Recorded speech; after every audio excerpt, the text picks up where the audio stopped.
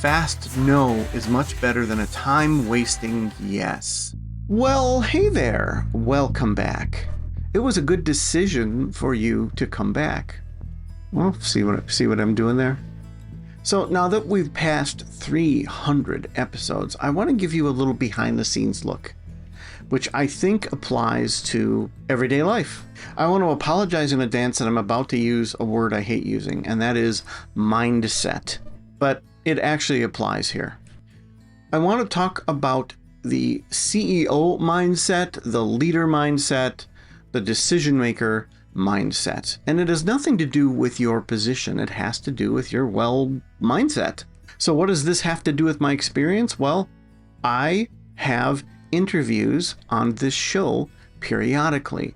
Sometimes they're 10-minute digestible, delicious bites like this, and sometimes they are hour-long episodes with people. I put a lot of effort in selecting and approaching people that I think are very interesting, dynamic, and they are people who can present something to my audience that's interesting, unique, and hopefully from a perspective that you won't see anywhere else. I've been fortunate and grateful to have discussions with world-class and world-renowned musicians, presidential candidates, brilliant minds, people who have gone through devastating situations and come through it with wisdom, famous authors, technical luminaries, and so forth. And in addition to that, I have people that I think are also very fascinating and interesting. They're people that you may have never heard of, but I think they have a story to tell. They have a unique situation they're involved in or a unique perspective. While all that's going on, I am typically turning down people who are applying to be on the show, because I need to act as a filter for you. And do you know the one thing that these people have in common? The people that are the luminaries and so forth. And I know that sounds so clickbaity. The one thing these people have in common, try this one thing. You'd never guess. It's their ability to make a freaking decision. That's it. That's the one thing I think they all have in common. They have an ability to make a decision. And they have integrity backing that up. From the time that I connect to someone to the time that they're on the show and we do the podcast episode and then there's production and all that, that varies a bit. But the statistics are the opposite of what you would think. If there's someone that's not exactly well known and they're just somebody who's on, let's say, Instagram and they're doing a fun thing or they have a really fun perspective on something, they're on the opposite side of the people who are CEOs, world-class leaders, and so forth. Because the people with and again, I'm sorry to say this, the people with the CEO mindset are the people that we get it done. And we get it done because they can make a decision, they can stick with the decision, they can be honest about the decision, and sometimes that decision's no. And when the decision is yes, they act upon it and they have control over their schedule. I will tell you, it's almost always days. Yes, days. Days between contact, acceptance, and recording. I mean, that sounds insane, right? You would think the people that are the high-level CEOs and the people doing this stuff are the people that are the hardest to nail down. Well,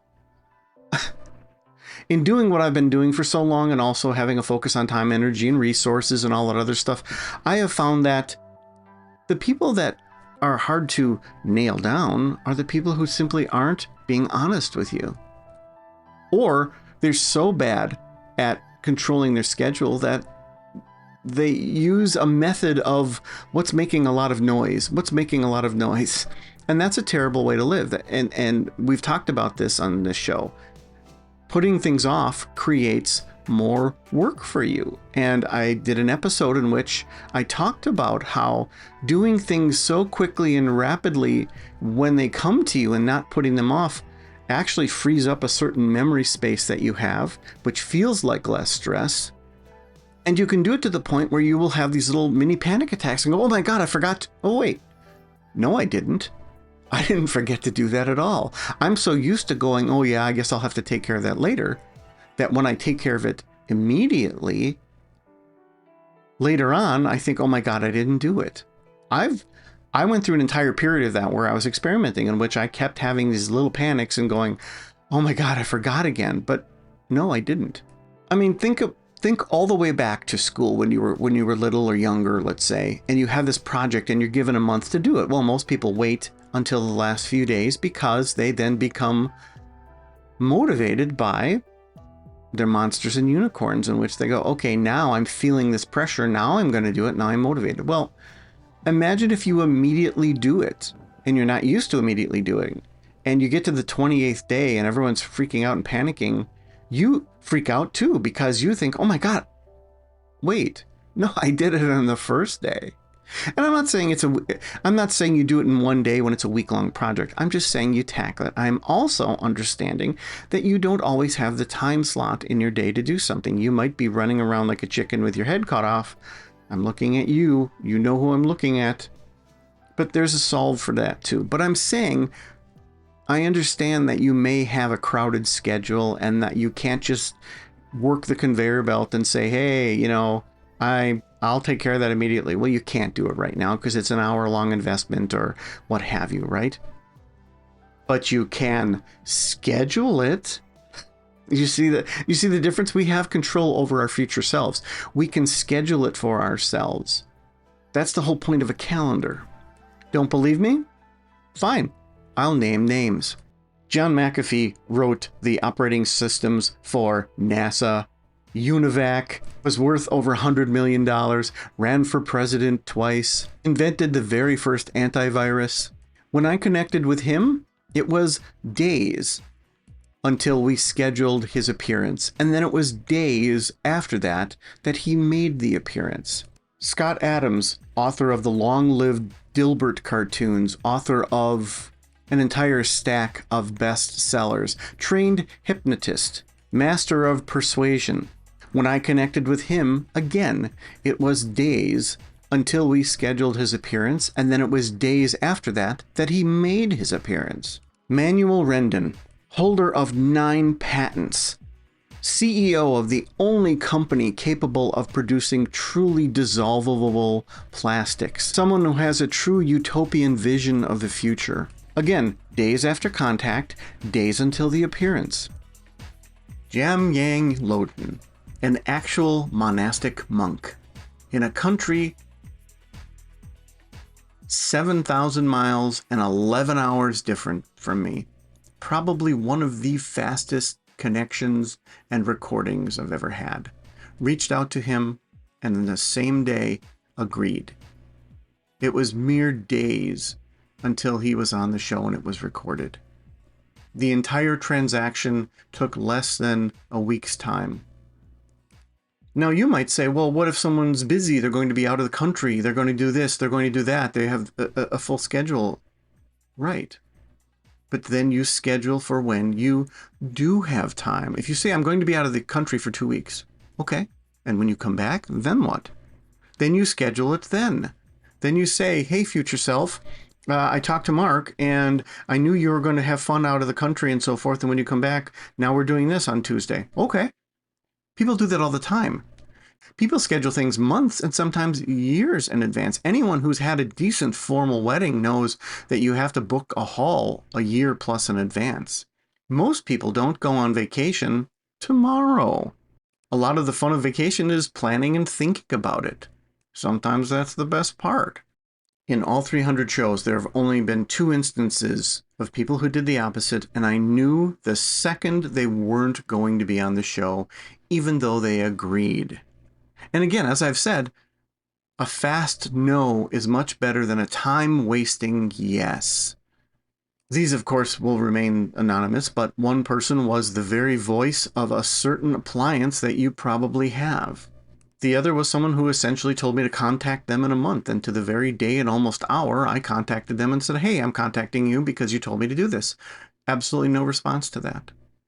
A simple no would have been great, and it would have saved a little bit of my time and a little bit of theirs. Do things happen? Do things come up? Of course. But in your life, you will find that the things that you have made decisive decisions about are the things that cost you the least stress. You'll find it's the stress leading up to the decision that is the painful part. And that even if you feel you've made the wrong decision, that pain is less than the stress leading up to it, where you hem and haw about it. No one completes a marathon because they put it off. While some songs and some books may take forever to write, it's typically the ones you dive into, make a decision, that get done.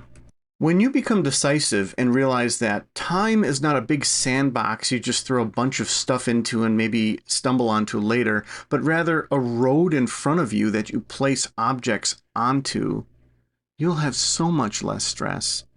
And you'll feel better about what you do, and you'll even feel better when you say no. I hope that was helpful. I hope you enjoyed it as much as I usually do. Thank you again for listening. And don't forget that I appreciate you. Take care. Well, I just wanna be happy. How to get there? Glad that you asked me. I think it's different for everyone. Some of us need work, others need fun. Some of us need purpose to overcome. But try to do what you love when it's said and done. Cause there's so many differences in each of us. Trust your gut, it can show you what you want. Living life, every day, late at night, not okay. All I want, and I pray, all I need are some better days. I want to announce that my new book, my 10th, is out. It's called Because, the fundamental psychological building blocks that enable you to, or prevent you from, accomplishing anything, everything, and nothing. Check it out on Amazon. It's only $9.99.